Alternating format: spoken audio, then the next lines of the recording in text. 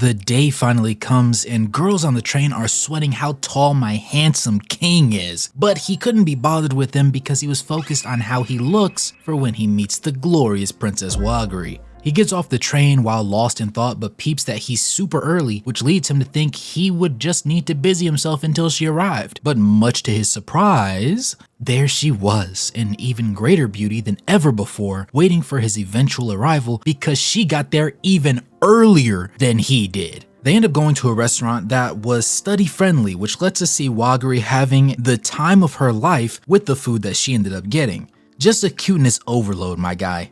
But we get some lovey-dovey fan service quickly too though, so lock in. They start studying and Rentaro flips through his notebook for a math problem that he struggled with understanding, and Wagari unknowingly slid into his personal bubble. And after a second they look up at each other and jump back in their seats. I can feel the tension through the screen. She had Rentaro's heart beating so loud he couldn't even hear her explanation for the problem either. We get a mini lore drop in the middle of the study session where Rentaro reveals that he wants to pass the exam for the sports festival, and Wagari commends him much to his surprise. This leads to the topic of friends where she reveals that she's known Subaru since they were kids, and Subaru had an unsavory incident with boys in the past that led to her current disposition towards Rentaro and the gang. I know this information will be relevant later, but I just don't have enough proof just yet. They finish up and start saying their goodbyes at the train station, but in true queenly fashion, Wagari gives Rentaro a notebook with information on all the stuff he would need for his test. And remember, this is despite her having all her own studying to do as well. So they part ways, and just before Rentaro can get on the train, he gets gripped up from behind by Subaru? They end up in a cafe drinking coffee, and she just straight rips the band-aid off, asking if he was Wagari's boyfriend. He was so lost that he burned his hand and got even more confused when she gave him her handkerchief to clean it up with. Mind you, this is the same girl that looked like she was ready to slime out their whole entire friend group just for talking to Wagari when she first met them. So then he ends up stammering that he isn't and tells her that they just recently met. She asked him bluntly at that point to stop hanging out with her. This obviously threw him off, but it was naturally because he goes to Chidori High. But it isn't just that. The beef in this show is more nefarious than even I thought. She said the teachers have beef too. The Kikyo private school teachers hate Chidori High schoolers so much that if they saw Rentaro with Wagari, they would blow a fuse. And I'm not gonna lie, this pissed me off because why as an entire staff are y'all hating on minors? Like, yeah, the boys are slow and goofballs and roughhouse a lot, but hate? They sound like Tobirama talking about the Uchiha clan at this point. Rentaro asks her why she cares so much for Wagari, and it is revealed that Wagari was the first person to compliment her unusually colored hair. Meanwhile, all the boys growing up used to bully her for it. Personally, if I was a kid and I saw a girl with silvery hair, I would assume she was royalty or something, so bullying is kind of weird to me, especially if it's not related to her attractiveness or hairstyle. It's just the hair color? I don't know, man. That's kind of crazy. But basically, the compliment was like a lantern guiding her in the dead of night and cemented Wagari as her hero. Subaru recognized how selfish she is for making the request, but she insists that Rentaro leave Wagari alone so she can protect her peaceful high school life. Rentaro gets a flashback of all the possible negatives associated with kids from the two schools interacting, but lands on the memory of Wagari saying she didn't care for those things and instead only cared for learning about him. And this was enough for him to say no and apologize for being unable to honor her request. In the end though, Rentaro and his friends narrowly passed their exams and secured their spots in the sports festival, but the joy for Rentaro was short-lived. After a classmate knocked his desk over, Rentaro's notebook that Wagari gave him was exposed to his friends. Saku immediately peeps the possible dilemma, but Rentaro refuses to explain and simply snatches the notebook up before saying that he just doesn't want to talk about it. This ended up being the first time that real tension was observed within the friend group. Later on that day, Rentaro was beating himself up for accidentally bringing her study guide with him to school and causing the situation, but he finally decides to stop avoiding the chance to call Wagari and share the good news with her. They have a nice conversation, but it leaves Rentaro questioning his decision to stay around Wagiri and his current standings with his friends. Meanwhile, Wagiri was just genuinely happy for him and pondering what sports he would do at the sports festival with his friends. Ayato convinces Usumi to attempt to fix the divide that has now formed between Rentaro and Saku, but he immediately strikes out after trying his first time. This leads to the two sneaking up on Saku on his way home to talk things over. They thought the issue was the fact that Rentaro was friends with a girl from Kikyo private school, but it was actually more profound than that.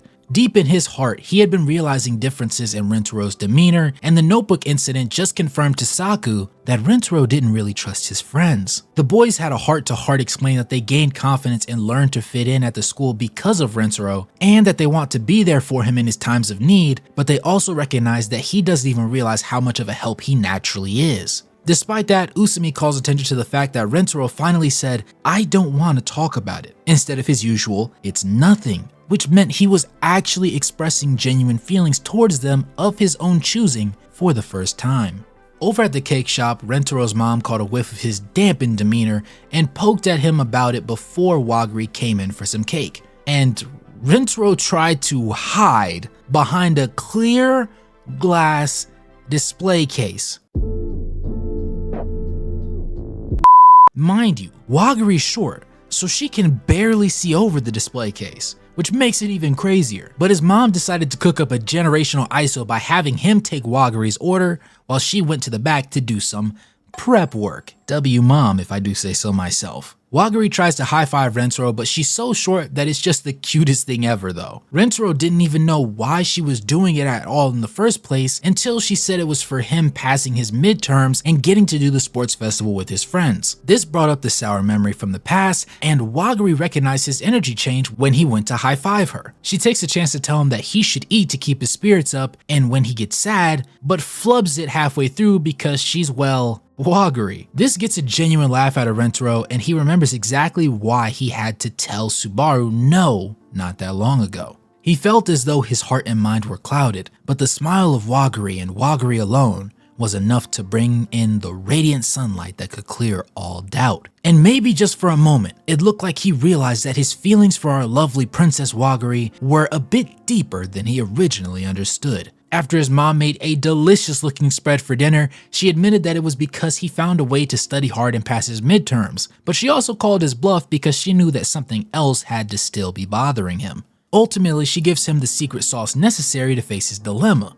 So again, W mom. But at the same time, Subaru had summoned Wagiri to the park that they had originally met at and prepared to drop a bombshell.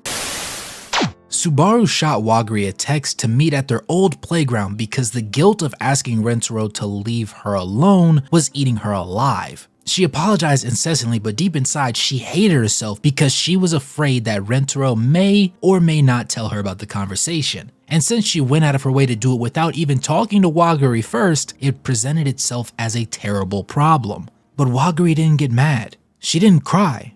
Heck, she didn't even blame her. Instead, she simply apologized for causing Subaru trouble.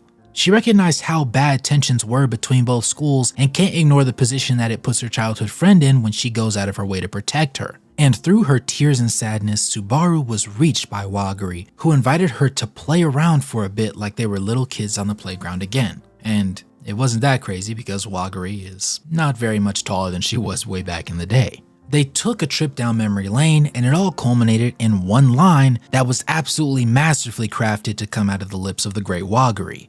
"Don't deny the you that I like so much." That bar is just too tough. And it gets better. Subaru ends up hugging Wagiri after Wagiri reminded her that she'll always be there for her because she loves her. And then Wagiri gives us the craziest confirm we could possibly hope for when her bestie asked her a question that we never get to hear, but is only implied by her response to it and the words that are softly flashing across the screen. "Yes, I do like him. I love him." And OMG, this glorious segment had my inner diva glowing with joy. And this is the type of scene that looks so good on camera, but we, yes, you and me, know we won't get to experience it. But it's okay. You're here watching this now, so I love you like Wagiri loves Subaru. Go ahead and like and subscribe if you love me back. While they start heading back, we see Rentaro finally text Wagari so he could get Subaru's number, only to realize that they were already together and she was just one phone swap away. They agree to meet the next day and talk about their discussion from before regarding Wagari. It's a bit clunky at the start, but Rentaro explains to Subaru that he didn't articulate himself well and he really wants to be around Wagari. So much so that he wants to know what he can do to see her without it being much of an issue that they go to different schools. We see that Rentaro genuinely saw through the aggressive and straightforward nature of Subaru's previous words and recognized that she just genuinely cared about Wagari, which prevents him from harboring any true anger towards her. But while recognizing that Subaru wasn't Wagari's mother, Rentaro still asks her because he wants to reassure her specifically. Because in his own words, he can't allow himself to ignore the feelings of somebody so close to Wagari. And oh my gosh, that's why he's a GOAT! And shout out to Subaru here, because honestly, if I loved my friend as much as she did and somebody went out of their way to see things from my point of view while also defending my rude actions, and then drop that bar, you just gotta appreciate good writing, man. Then, Rentaro gets belted by a soccer ball, and that knocks us back into reality. Come to find out, it was the same little boy from the restaurant before, and he recognized both of them. He asks if they are close friends, but when they say no, he doubles down, saying they wouldn't be around each other like that if they weren't already, so they must be. And honestly, that has to be W foreshadowing, because of course they would definitely be a really good duo to have alongside our Grand Princess Wagari. This leads to Subaru asking Rentaro to be her friend, which obviously catches him off guard. More because they go to different schools and whatnot, but it was nice to see her individual growth across this episode in particular.